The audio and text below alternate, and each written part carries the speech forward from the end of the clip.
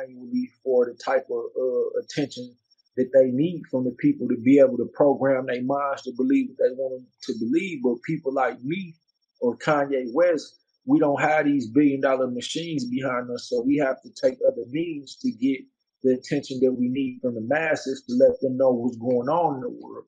So sometimes it takes drastic measures, and sometimes you even gotta, evoke the spirits of the ancestors who went through slavery and went through being lynched and all that to remind people of what happened to them. So that's all I'm doing, and that's all I was doing. But another thing about that in R. Kelly's situation is that he been saying that the Aryan Nation is the ones who trying to kill him in there, right? So it's the history behind all that. Like the GDs and other black organizations and gangs like that was started at times where, like in prison, the people like the Aryan Nation was killing people like me in prison. On the streets, they was dressed in blue suits. So these same clans people, switched their uniforms to blue suits and became police, and they was sticking dogs on our people. And even to this day, they kill our people. You know what I mean? So for me, to put that on is to bring light on other things, including R. Kelly's situation. Like, it's not going to be one of us that kill him in there. Just like with Tory Lanez, it wasn't one of us. They used the Mexican. They when they got these type of hits on your head, they use different type of people, and they try to make it to the point where it's like, where did this even come from? You know what I mean? Like, for example, if Jay-Z put a hit on Tory Lanez, which he probably did, I'm pretty sure his Tory Lanez father believes that genuinely and has a reason to. But Jay-Z also has issues with R. Kelly, and so does Diddy. R. Kelly know a lot of things, and I've been told a lot of those things by R. Kelly. I was in there with the man for 21 months, so I know what he's going through. I know the dangers and the threats that's on his life right now, and I do hope that they pardon him, because I think that he suffered enough for anything that he may be guilty of doing. You know what I mean? And there are people who want to kill him. So, like, for example, that they got the Aryan Nation trying to kill him. The people like Jay-Z and Diddy, like, white supremacy go a long way. White supremacy go a long, long way. People play with these gangs and act like they so above in society when you tied in with certain street gangs, but that white supremacy go like way, way deeper than you can ever imagine. Like, not just in the United States, but in the geopolitical realm, like international politics as well. Like, they got stuff on like everywhere. Even in Africa, they colonized most of Africa. You know what I mean? And took over all the resources there, took over all the resources in the Middle East, and those type of issues play a major part in the prison systems. And people with small minds just don't see that, but we just like the peons in the overall scheme of things.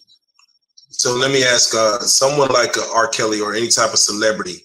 I talked to another guy on Prison Stories, and he said normally when something kicks off in prison, you technically mind your business. Like whether it's a fight, a stabbing, or something, you really just kind of get out the way. If anything, let the guards handle that. You don't jump in. But when it comes to like a celebrity status of somebody who has notoriety, do the guards like take extra care with them, watch them kind of a little closer? Do the inmates kind of be on their side a little closer to make sure nothing happened to them? Well, no disrespect to the dude who told you that, but the first thing when stuff go down in prison, the first thing you look at is who is this going down with? Because, like, from my perspective, like, I'm not no big gang banger who just glorify the gang culture, none of that. But I was tied in with the GDs because of my upbringing. So when things go down there, you look at if it's one of yours. If it's not one of yours, then yeah, we all fall back, because it could be the Vice Lords, it could be the Aryan Nation, it could be the Latin Kings, and nation business is nation business. That's how we respect each other. Like we stay in our own business and we let everybody else do them, and they stay in their own lane by their own business. So the first thing you look at when stuff like that go on is like, is it one of mine? If it's not, then yeah, you fall back. But if it is, then you do what you got to do to protect you and yours. But we really need to rewind this back a little bit. It was a time where Larry Hoover, all the other gang leaders, all Aryan Nation leaders, leaders of every like organization and cult, they all had this big like gang riot back in the day, and a lot of people got killed. I think at least 8 people got killed, and what's going on with R. Kelly right now is still from that. When you in the feds, like R. Kelly in the feds, he in Butner, North Carolina right now. And he been there since he left where he was at with me. And everywhere in the feds, the politics is deeper than it is on the streets.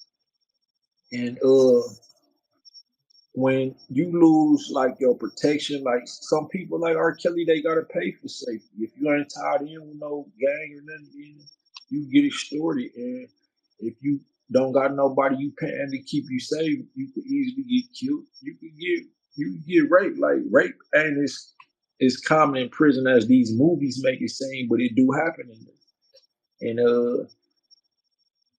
they prey on the weak. And people like R. Kelly are considered the weak. You know what I mean? So I just want to state that again because I still got love for R. Kelly. I don't really think he guilty of a lot of things people think he guilty of, and I do think he should be free right now. So I'm worried about his safety as well, even though his family could try to blame me for what's going on with him in there. But what make you say that he's weak? Because I'm assuming you're not talking about just his strength, physical strength. What makes you say like a person like R. Kelly's weak in the penal system? Well, it's just like on the streets when you get a certain amount of money, you get to the point where you feel like your guys, you don't know who to trust, so you want people around you who really gonna ride if it go down. In prison, it's kind of the same way. Like, despite what people think about him out here, R. Kelly's still one of the biggest names in the world.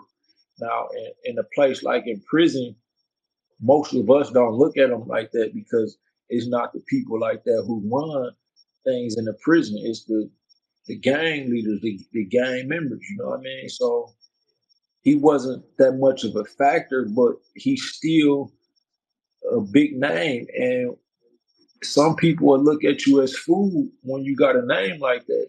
Even though, like MCC Chicago, we all realized that he really didn't have money. Like, they took all the money off his books at once then, and he really didn't. Like, the people who was actually supporting him, he had support. But the people who was supporting him didn't have no money. So, like, he probably would have been extorted, but it's like he didn't have nothing to give at the time. So fast forward into now, people still look at him like, even if you can't help or support nobody, like, we can't extort you because you don't got none, but people still look at him like, you want to be safe in here. You care about your life more than anybody else up in here. You are Kelly, and you really not safe because there's people in here who don't got no life, don't got no loved ones, and they kill you just to go on the news and say, I'm the one who killed R. Kelly. And he know that. And it's people who do want to kill him. Like, he worth $1.2 billion still, even though he don't got no money. And it's people who don't want him to ever get his money back. People in Sony, people in Rock Nation, you know what I mean? So he definitely in danger, and I do hope, he get the support he need to get out.